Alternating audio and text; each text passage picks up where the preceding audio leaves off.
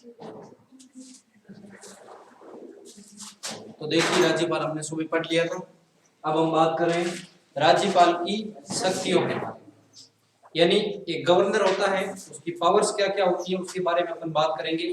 तो सबसे पहले हम बात करेंगे राज्यपाल की कार्यपालिका शक्तियां। राज्यपाल की शक्तियों को अगर हम बात करें तो कितने भागों में बांट सकते हैं? तो राज्यपाल की शक्तियों को अपन 4 भागों में बांट सकते हैं। राज्यपाल की शक्तियों को कितने भागों में बांटा जा सकता है? 4। सबसे पहले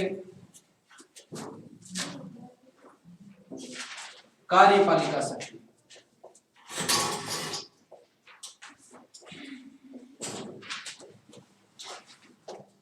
कार्यपालिका शक्तियां। दूसरी हम बात करें तो विधायी शक्तियां या व्यवस्थापिका से संबंधित शक्तियां।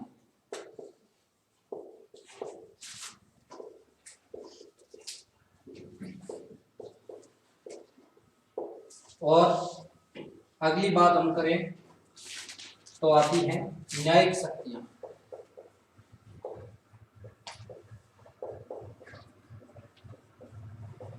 इसके अलावा हम बात करें तो एक आती है वित्तीय शक्तियां। एक और क्या आ जाएगी? वित्तीय शक्ति। न्यायिक शक्ति के बाद में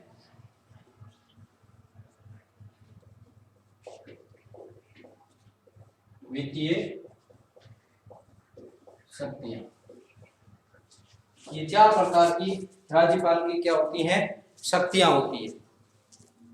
एक तो है कार्यपालिका संबंधी, दूसरी है विधायी व्यवस्थापिका, तीसरी है न्यायिक और चौथी है वित्तीय शक्ति। अब हम देखो सबसे पहली शक्ति के बारे में बात करेंगे और सबसे पहली शक्ति है जिसका नाम है कार्यपालिका शक्तियां। यानी राज्यपाल कार्यपालिका शक्तियां क्या क्या होती हैं उसके बारे में अपन चर्चा करेंगे। कार्यपालिका शक्तियों की बात करें तो राज्यपाल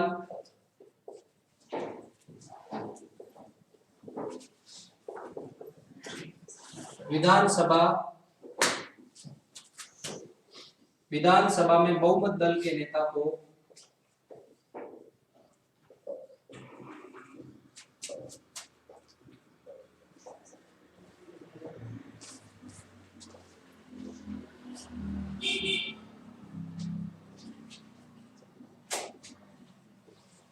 मुख्यमंत्री नियुक्त करता है।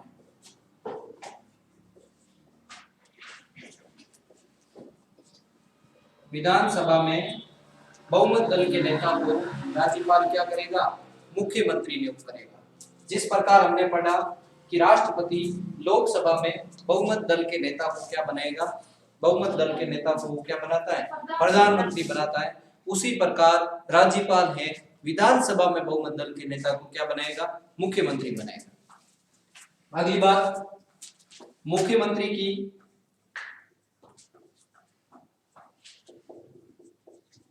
मुख्यमंत्री की सलाह पर अन्य मंत्रियों की नियुक्ति करेगा। मुख्यमंत्री की सलाह पर अन्य मंत्रियों की नियुक्ति करेगा। मुख्यमंत्री की सलाह पर अन्य मंत्रियों की नियुक्ति करेगा। अभी राजस्थान में नया मंत्रिमंडल विस्तार हुआ, आपको पता है। तो नया मंत्रिमंडल विस्तार में जो शपथ ग्रहण समारोह था आपने देखा होगा। उस शपथ ग्रहण समारोह में आपने देखा होगा कि एक तरफ कलराज मिश्र बैठे यानी जो राजस्थान के राज्यपाल है, और एक तरफ मुख्यमंत्री बैठे अशोक गहलोत। और अशोक गहलोत क्या पुकार रहे हैं? नाम पुकार रहे हैं। और वो व्यक्ति यहाँ आता है और राज्यपाल उसे क्या दिलाता है? शपथ दिलाता है। ये देखा होगा आपने। अशोक गहलोत क्या है? नाम पुकार रहे हैं। जैसे सबसे पहले नाम बोला हेमाराम चौधरी, तो हेमाराम चौधरी आते हैं और वहां खड़े होते हैं, राज्यपाल उन्हें क्या दिलाता है? शपथ दिलाता है। तो कहने का मतलब ये हो गया कि मुख्यमंत्री की सलाह पर ही राज्यपाल क्या करेगा? अन्य मंत्रियों की नियुक्ति करेगा। और उधर राष्ट्रपति जब अन्य मंत्रियों की नियुक्ति करता है तो किसकी सलाह लेता है? प्रधानमंत्री। वेरी गुड सवाल। राष्ट्रपति किसकी सलाह लेता है? प्रधानमंत्री की। बहुत अच्छा, एक जवाब तो दिया आज ने, वेरी गुड, धन्यवाद के पात्र है, बिल्कुल ऐसे पढ़ के आओ अच्छे ढंग से, ये चीज पढ़ा रखी है मैंने। और उसी प्रकार मुख्यमंत्री की सलाह पर क्या है, राज्यपाल नियुक्ति करेगा। अब देखिए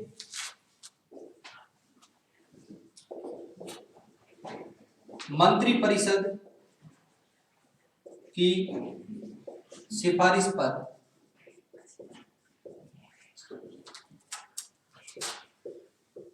निम्न की नियुक्ति करता है।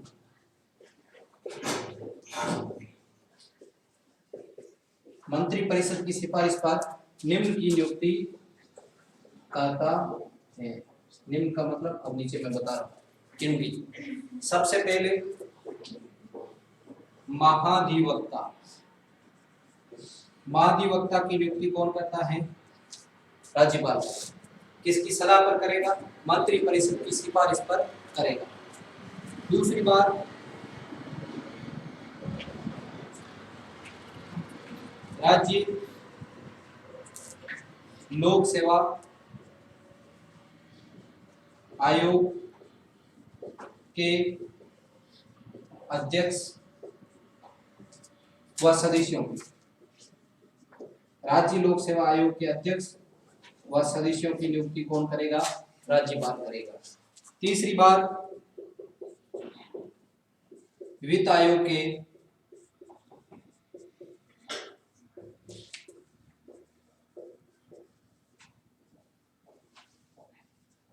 अध्यक्ष व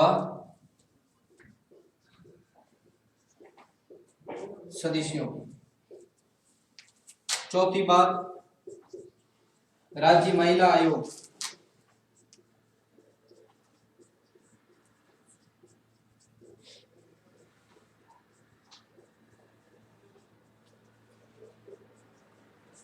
राज्य महिला आयोग के अध्यक्ष व सदस्यों की, विभिन्न जितने भी आयोग है राज्य आयोग उन सब की नियुक्ति करेगा।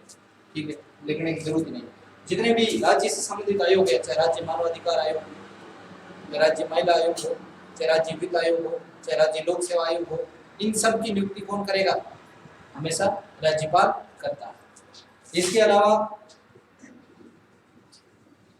विश्वविद्यालयों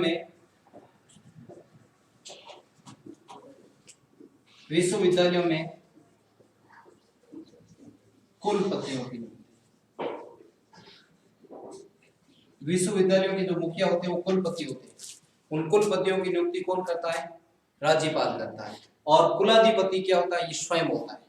उसी प्रकार केंद्रीय विश्वविद्यालय होते हैं, राज्य विश्वविद्यालयों के कुलपतियों की नियुक्ति करता है। उसी प्रकार केंद्रीय विश्वविद्यालयों के कुलपतियों की नियुक्ति कौन करता है, राष्ट्रपति। जबकि केंद्रीय विश्वविद्यालयों का कुलाधिपति कौन होगा, स्वयं राष्ट्रपति होता है। और राज्य विश्वविद्यालयों के कुलपतियों की नियुक्ति कौन करता है, राज्यपाल करता है। जबकि कुलाधिपति अगर आपको पूछ लिया जाए तो कुलाधिपति स्वयं होता है, इन सबका मुखिया होता है, सब राज्यपाल ही होता है।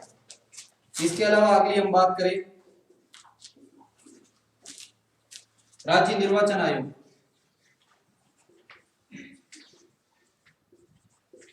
राज्य निर्वाचन आयोग के अध्यक्ष व सदस्यों की, राज्य निर्वाचन आयोग के अध्यक्ष व सदस्यों की नियुक्ति कौन करता है, राज्यपाल करता है। जबकि भारत निर्वाचन आयोग के अध्यक्ष और सदस्यों की नियुक्ति कौन करेगा, राष्ट्रपति। अब देखो इसको कंपैरिजन बढ़ी किन किन की नियुक्ति करा है। यहाँ पर राज्यपाल महाधिवक्ता की नियुक्ति करता है, तो केंद्र में महाधिवक्ता के स्थान पर किसका पद होता है, महान्यायवादी। तो महान्यायवादी की नियुक्ति कौन करेगा, राष्ट्रपति। महाधिवक्ता की नियुक्ति कौन कर रहा है, राज्यपाल। राज्य लोक सेवा आयोग, इसकी जगह केंद्रीय लोक सेवा आयोग जिसे अपन यूपीएससी कहते हैं, तो केंद्रीय लोक सेवा आयोग के अध्यक्ष और सदस्यों की नियुक्ति कौन करेगा, राष्ट्रपति। राज्य लोक सेवा आयोग के अध्यक्ष और सदस्यों की नियुक्ति कौन करेगा, राज्यपाल। वित्त आयोग के अध्यक्ष व सदस्यों की नियुक्ति राज्यपाल करता है, राज्य वित्त आयोग। कौन से वित्त आयोग, राज्य वित्त आयोग। और केंद्रीय वित्त आयोग के अध्यक्ष व सदस्यों की नियुक्ति कौन करेगा, राष्ट्रपति करेगा। राज्य महिला आयोग के अध्यक्ष व सदस्यों की नियुक्ति कौन करता है, राज्यपाल। और राष्ट्रीय महिला आयोग के अध्यक्ष और सदस्यों की नियुक्ति कौन करेगा, राष्ट्रपति। राज्य विश्वविद्यालयों में राज्य के विश्वविद्यालयों में कुलपतियों की नियुक्ति कौन करेगा? राज्यपाल। और केंद्रीय विश्वविद्यालयों में कुलपतियों की नियुक्ति कौन करेगा? राष्ट्रपति। राज्य निर्वाचन आयोग के अध्यक्ष और सदस्यों की नियुक्ति कौन करेगा? राज्यपाल। और केंद्रीय निर्वाचन आयोग के अध्यक्ष और सदस्यों की नियुक्ति कौन करेगा? राष्ट्रपति। तो कहने का मतलब ये हो गया है कि हमने पढ़ा कि राज्यपाल की कार्यपालिका शक्तियां क्या है और राष्ट्रपति की कार्यपालिका शक्तियां क्या है, लगभग सेम है। हमने सबसे पहले पढ़ा कि भारत का राष्ट्रपति है लोकसभा में या विधानसभा के स्थान पर हमने क्या पढ़ा था कि लोकसभा में बहुमत दल के नेता को, मुख्यमंत्री के स्थान पर हमने क्या पढ़ा था? प्रधानमंत्री, कि प्रधानमंत्री को नियुक्त करता है। फिर हमने पढ़ा कि प्रधानमंत्री की सलाह पर अन्य मंत्रियों की नियुक्ति करता है। प्रधानमंत्री के कहने पर क्या करेगा? अन्य मंत्रियों की नियुक्ति करता है। तो कहने का मतलब हो गया कि जिस प्रकार केंद्र में राष्ट्रपति का पद होता है उसी प्रकार राज्यों में राज्यपाल का पद होता है। जिस प्रकार केंद्र के अंदर प्रधानमंत्री का पद होता है उसी प्रकार राज्यों के अंदर मुख्यमंत्री का पद होता है। जिस प्रकार केंद्र की मंत्रिपरिषद काम करती है उसी प्रकार राज्यों की मंत्रिपरिषद काम करती है। जिस प्रकार केंद्र में सर्वोच्च न्यायालय होता है उसी प्रकार राज्यों में क्या होते हैं? उच्च न्यायालय होते हैं। जिस प्रकार केंद्र में महान्यायवादी होता है उसी प्रकार राज्यों में महाधिवक्ता होता है। जिस प्रकार केंद्र में केंद्रीय लोक सेवा आयोग काम करता है उसी प्रकार राज्यों में राज्य लोक सेवा आयोग काम करता है। जिस प्रकार केंद्र में चुनाव आयोग काम करता है उसी प्रकार राज्यों में चुनाव आयोग काम करता है। जिस प्रकार केंद्र में वित्त आयोग काम करता है उसी प्रकार राज्यों में वित्त आयोग होता है। जिस प्रकार केंद्र में मानवाधिकार आयोग होता है उसी प्रकार राज्यों में मानवाधिकार आयोग होता है। यानी केंद्र और राज्य अपन इन दोनों को साथ में लेकर चलते हैं तो ऐसी स्थिति में सारी पॉलिटी की जो तस्वीर है वो हमारे सामने आ जाती है। जिस प्रकार केंद्र में संसद होती है, व्यवस्थापिका की बात करें अपन तो संसद होती है, उसी प्रकार राज्यों में क्या होती है? विधानमंडल होती है। जिस प्रकार संसद के अंदर कानून बनते हैं केंद्र के, यानी संघ सूची और समवर्ती सूची पर संसद कानून बनाती है, उसी प्रकार राज्यों के अंदर कानून बनाने का काम विधानमंडल करती है। और कौन सी सूची में कानून बनाती है? तो राज्य सूची में कानून बनाती है। तो ये आप पहले इस चीज को नोट कीजिए, उसके बाद में हम आगे बात करेंगे।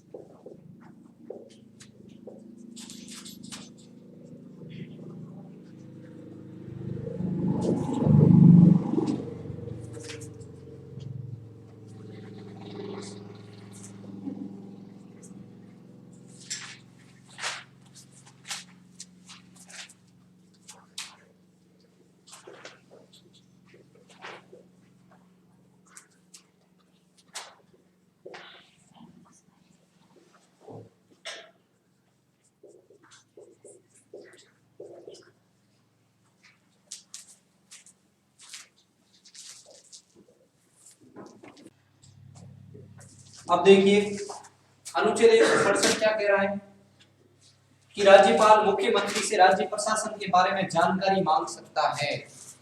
हमने पढ़ा था कि भारत का राष्ट्रपति प्रधानमंत्री से केंद्रीय प्रशासन के बारे में जानकारी मांग सकता है, पढ़ा था। और यहाँ पर क्या है, अनुच्छेद 78 में वहां पर बात हो रही थी कि प्रधानमंत्री से क्या है, केंद्रीय प्रशासन के बारे में जानकारी मांग सकता है। लेकिन यहाँ पर अनुच्छेद 167 की बात आ रही है कि राज्यपाल मुख्यमंत्री से राज्य प्रशासन के बारे में क्या मांग सकता है, जानकारी मांग सकता है। दूसरी बात, राज्यपाल राज्य मंत्री परिषद के सदस्यों को बर्खास्त कर सकता है, यानी मंत्री परिषद के सदस्यों को बर्खास्त करने का काम भी ये करता है। और राज्यपाल किसी प्रारूप पर या किसी प्रस्ताव पर मंत्रिमंडल में चर्चा करवाने हेतु मुख्यमंत्री को कह सकता है। किसी भी प्रारूप पर चर्चा करवानी है तो ऐसी स्थिति में ये किसको कहेगा, मुख्यमंत्री को। और राष्ट्रपति को चर्चा करवानी है तो किसको कहेगा, प्रधानमंत्री। राज्यपाल राज्य मानवाधिकार आयोग के सदस्यों की नियुक्ति करता है। राज्यपाल राज्य में जिला न्यायालय के न्यायाधीशों की नियुक्ति कौन करता है, राज्यपाल करता है। राज्यपाल जिला न्यायालय के न्यायाधीशों की नियुक्ति करेगा, जबकि उच्च न्यायालय के न्यायाधीशों की नियुक्ति कौन करता है, और सर्वोच्च न्यायालय के न्यायाधीशों की नियुक्ति राष्ट्रपति। जिला न्यायालयों के न्यायाधीशों की नियुक्ति कौन करता है, राज्यपाल करता है। अगली बात, राज्यपाल राज्य में आपातकाल लगवाने हेतु राष्ट्रपति को परामर्श दे सकता है। यानी किसी राज्य में संवैधानिक तंत्र विफल हो जाते हैं, ऐसी स्थिति में राज्यपाल राष्ट्रपति को ये सुझाव दे सकता है कि इस राज्य में शासन सही ढंग से चल नहीं रहा है, यहाँ पर आपातकाल लगवाने की आवश्यकता है। और राज्य में अनुच्छेद 356 के तहत अगर आपातकाल लग जाती है तो समस्त कार्यपालिका शक्तियों का निर्वहन कौन करेगा, निर्वहन राज्यपाल करता है। समस्त कार्यपालिका शक्तियों का निर्वहन राज्यपाल करता है। अगर 356 के तहत आपातकाल लगी है या 352 के तहत आपातकाल लगी हो या 360 के, जितनी भी आपातकाल राज्य में लगेगी सारे अधिकार किसके पास चले जाएंगे, इसके पास। लेकिन 356 के तहत लगती है तो ऐसी स्थिति में कार्यपालिका शक्तियों का प्रयोग कौन करेगा, राज्यपाल स्वयं करेगा। ठीक है, यहाँ तक आप इस चीज को नोट कीजिए जल्दी से।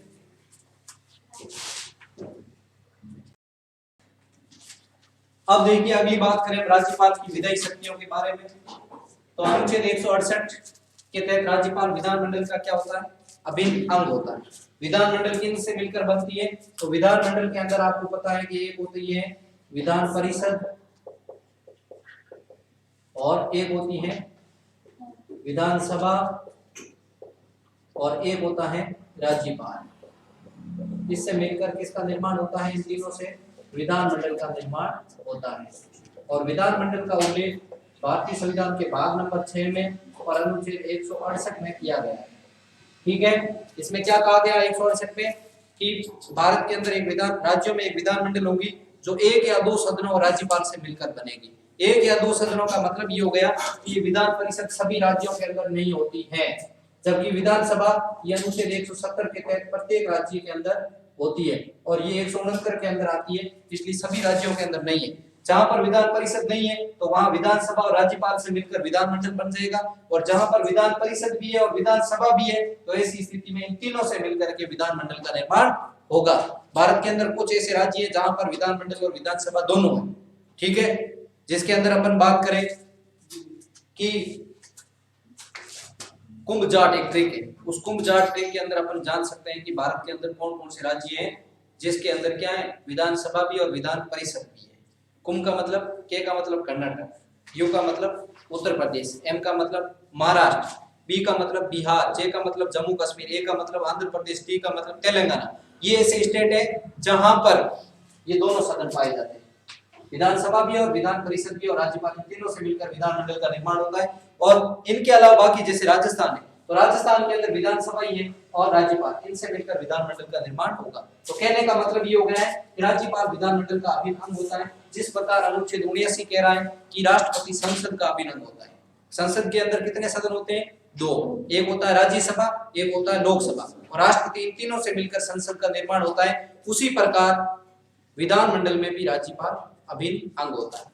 दूसरी बात, अनुच्छेद 174 में राज्यपाल विधानसभा के सत्र बुलाता है, सत्रावसान करता है तथा विधानसभा को भंग कर सकता है। हमने पढ़ा अनुच्छेद 86 जहां पर ये लिखा हुआ था कि राष्ट्रपति विधानसभा के सत्र बुलाता है, सत्रावसान करता है और लोकसभा को भंग कर सकता है। तो यहाँ पर ये विधानसभा को भंग कर सकता है। दूसरी बात, अनुच्छेद 175 में कहा गया है कि राज्यपाल विधानसभा में अभिभाषण देता है और संदेश भेज सकता है। राज्यपाल के पास ये अधिकार है कि वो विधानसभा में अपना अभिभाषण का मतलब होता है विधानसभा को संबोधित करना, और विधानसभा को संबोधित किस स्थिति में करता है? एक तो नई विधानसभा का गठन हो ऐसी स्थिति में, या हर वर्ष जो पहली बैठक होती है उसको, एक नई विधानसभा का गठन होता है उसकी पहली बैठक को हमेशा जो राज्यपाल होता है वो संबोधित करता है, और उधर केंद्र में लोकसभा में कौन करता है? राष्ट्रपति करता है। और एक हर वर्ष की पहली बैठक को, राज्यों की विधानसभा की जो पहली बैठक होगी उसमें कौन करेगा? राज्यपाल करेगा, और लोकसभा में हर वर्ष की पहली बैठक होगी उसको संबोधित राष्ट्रपति करता है। तो राष्ट्रपति का अभिभाषण या राज्यपाल का अभिभाषण कहलाता है। अनुच्छेद 176 ये कह रहा है कि राज्यपाल विधानसभा में विशेष अभिभाषण दे सकता है, यानी विशेष कोई सत्र बुलाया गया है किसी मुद्दे को लेकर के, उसको भी संबोधित कर सकता है। और अनुच्छेद 200 विधेयक संबंधी राज्यपाल की शक्तियां हमने पढ़ा था। अनुच्छेद 111 जिसमें राष्ट्रपति की विधेयक संबंधी शक्तियां आ रही थी, जिसमें हमने पढ़ा कि राष्ट्रपति विधेयक के ऊपर हस्ताक्षर कर सकता है, राष्ट्रपति उस विधेयक को पुनर्विचार है तो संसद को लौटा सकता है, राष्ट्रपति पॉकेट वीटो के तहत अपने पास रख सकता है। यहाँ फर्क कितना है कि ये विधेयक पर हस्ताक्षर कर सकता है, सेम टू सेम राष्ट्रपति वाली शक्ति, ये विधेयक को पुनर्विचार है तो वो संसद को लौटा रहा है, ये किसको लौटाएगा? विधानमंडल को लौटा सकता है, और वो पॉकेट वीटो के तहत अपने पास रख रहा है, लेकिन इसके पास पॉकेट वीटो वाली शक्ति नहीं है। ये उस विधेयक को किसके पास भेज देगा? राष्ट्रपति के पास भेज सकता है। ये विधेयक संबंधी शक्तियां हो गई। तो ये राज्यपाल की विधायी शक्ति महत्वपूर्ण शक्तियां, अभी और कुछ शक्तियां बची हुई है, लेकिन अब समय इजाजत नहीं देता है। इसके लिए आज के लिए इतना ही, धन्यवाद। कल और फिर पढ़ेंगे।